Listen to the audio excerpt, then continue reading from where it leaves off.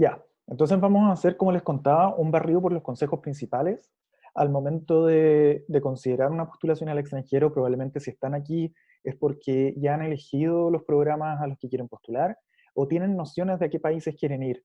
Eh, Vamos a tener que tener en cuenta, ¿no es cierto?, la documentación que vamos a presentar, cómo la vamos a preparar. Todos queremos ser, ¿no es cierto?, el candidato más interesante en esta postulación. Recuerden que están postulando no solo con personas de todo el mundo, sino con personas calificadas o que cada uno trae su experiencia, su biografía, ¿no es cierto?, que es igual de significativa que la que ustedes tienen para los programas. Entonces la pregunta primero es, ¿qué destacamos, ¿no es cierto?, qué resaltamos de nuestra biografía para ser considerados en los procesos de admisión?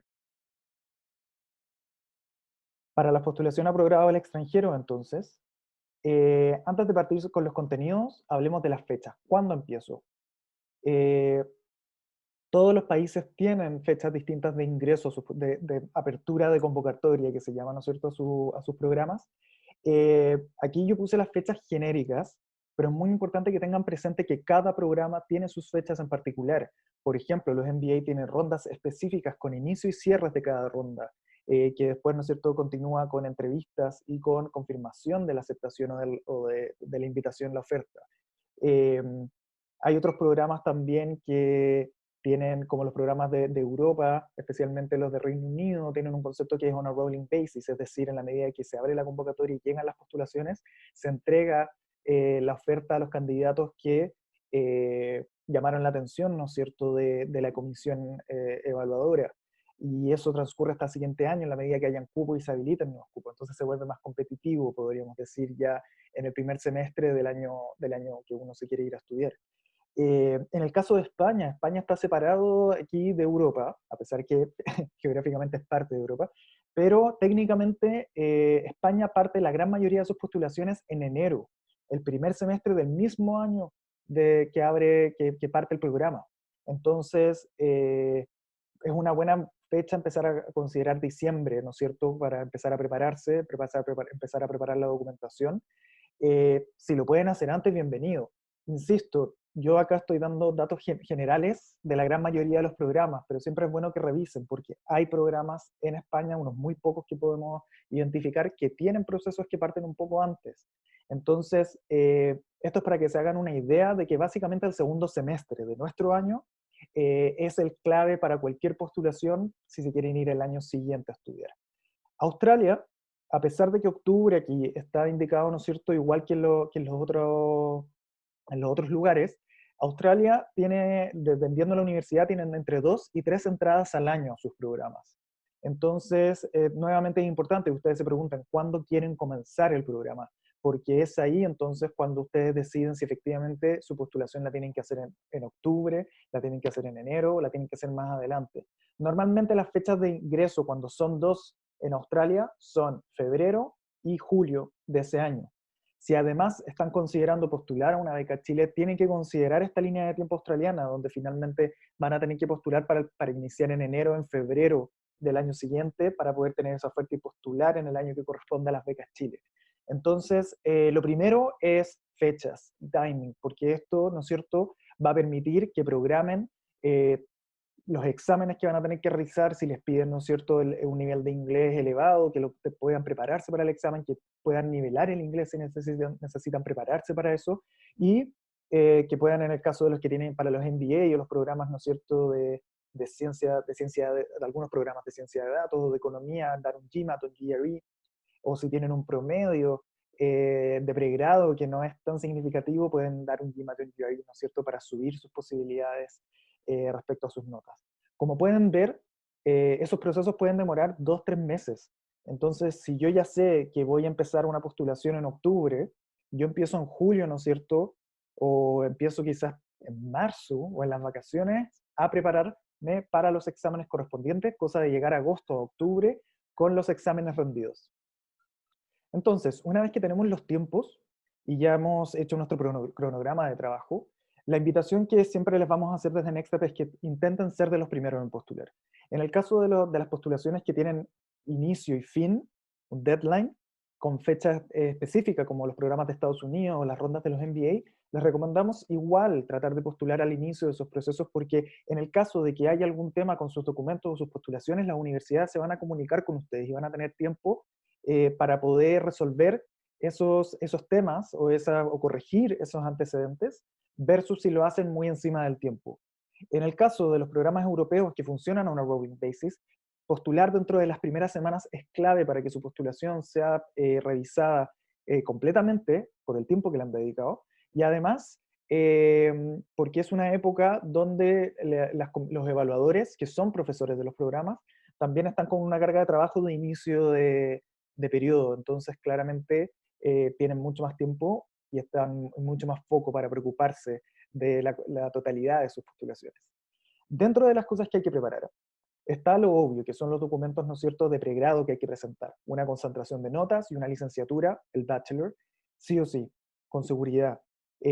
Las especificidades, si deben ir apostillados o no, o deben ser enviados por sobre a la universidad, si es un LLM para Estados Unidos va a tener que ser a través de ELSA, con todos los protocolos que corresponde, o por empresas, ¿no es cierto?, de revisión de credenciales como WES, o en el caso de España tienen que ir apostillados sí o sí, en el caso de Holanda también.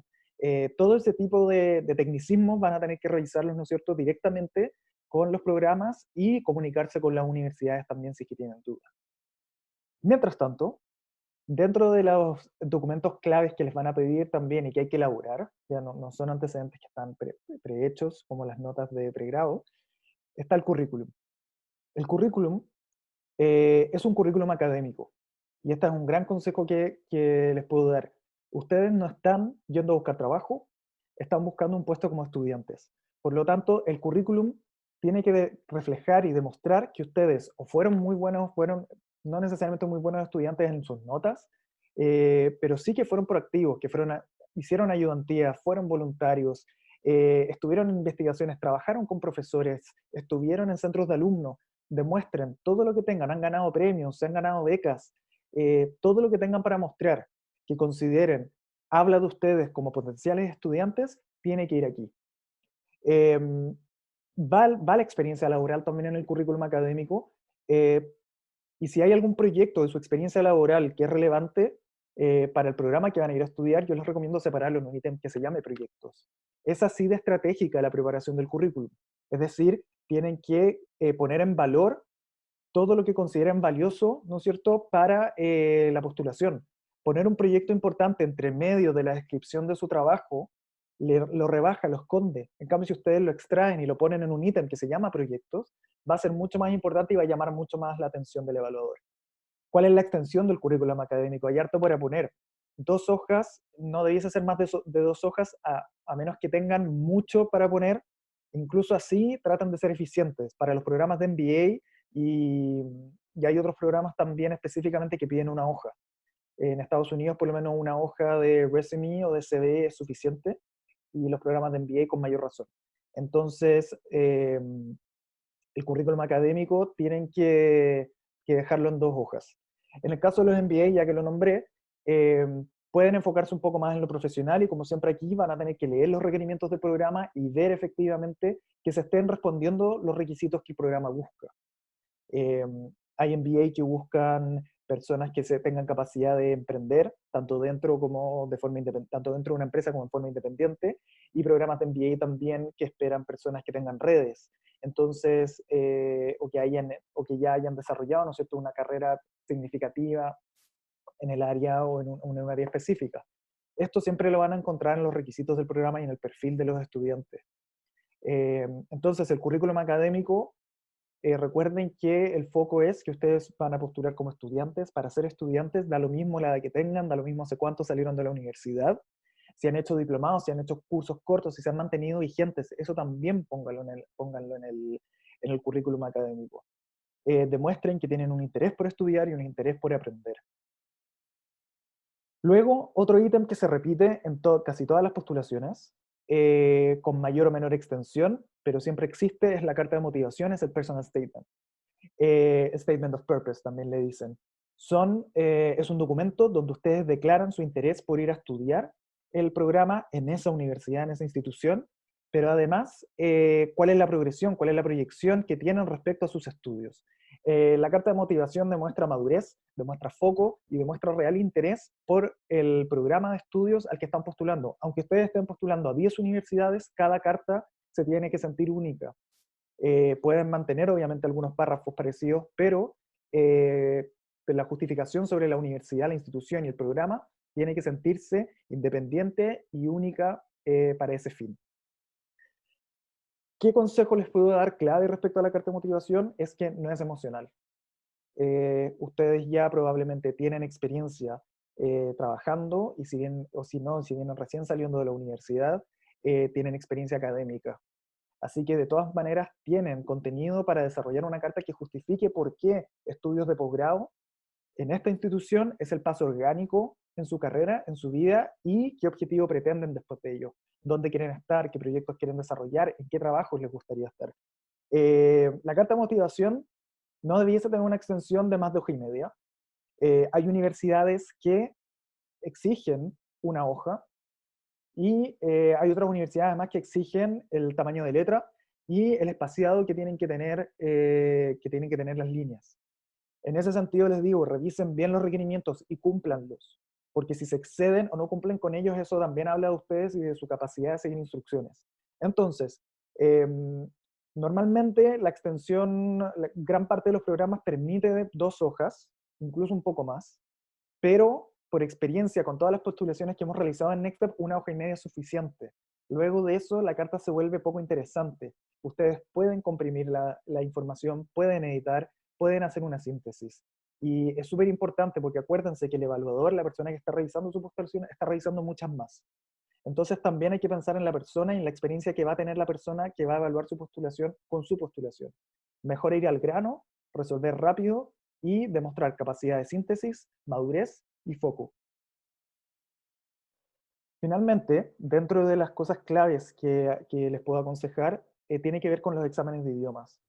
Si se quieren ir a estudiar a países que de habla inglesa o que les exigen un segundo idioma para ir a estudiar, puede ser Francia o puede ser Alemania, el examen de idioma no es algo liviano, no es creer que yo hablo un poco de inglés, entonces puedo llegar a ir al examen y me va a ir bien.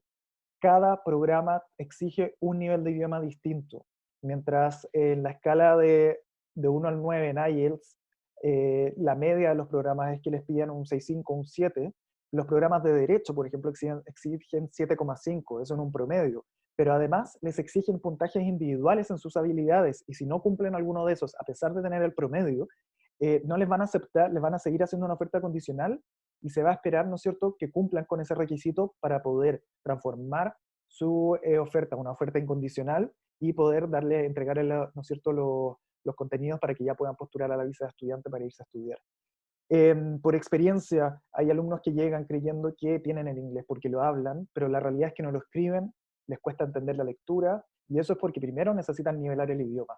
Entonces, si están pensando en ir a estudiar al extranjero y quieren ir a universidades de países con un segundo idioma, la recomendación nuestra es que lo preparen. No es que descarten y se vayan, ¿no es cierto?, a España o a otro país porque es más sencillo, sino que efectivamente vayan en búsqueda de país de su interés y preparen el inglés. Quizás es un año de nivelación y luego son 3 meses de preparación del examen y luego, en base a lo que hablamos de los tiempos, ¿no es cierto?, ustedes ya van a tener todo listo y van a estar con seguridad postulando con el idioma que necesitan.